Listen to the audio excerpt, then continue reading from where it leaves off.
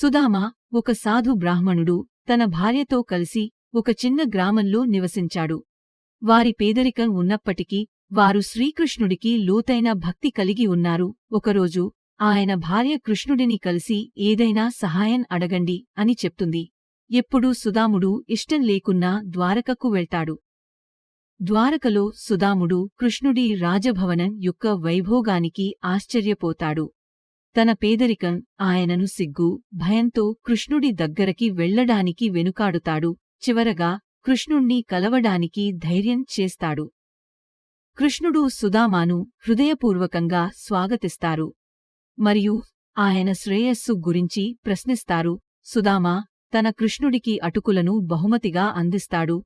కృష్ణుడు తన స్నేహితుడి వినయానికి కదిలి ఆనందంతో బహుమతిని స్వీకరిస్తారు.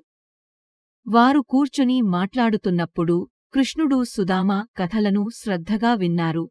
వారు బాల్యంలో కలిసి ఆడుకున్న రోజులను, భవిష్యత్తులో ప్రకాశవంతమైన కలలను పంచుకున్న రోజులను ఆయన గుర్తుచేసుకున్నారు.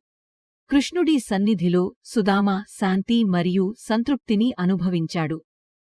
సుదామ వెళ్లే సమయం వచ్చినప్పుడు ఆయన సుదామాను తన రాజభవనం తీసుకెళ్లి తన వద్ద ఉన్న నిధులు మరియు సంపదను ఇచ్చాడు.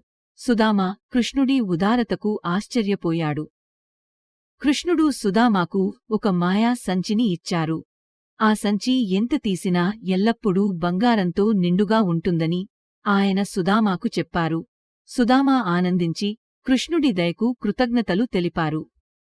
ఇంటికి తిరిగి వచ్చినప్పుడు సుదామ తన సాధారణ గృహం అద్భుతమైన రాజభవనంగా మారి ఉండటం చూశారు.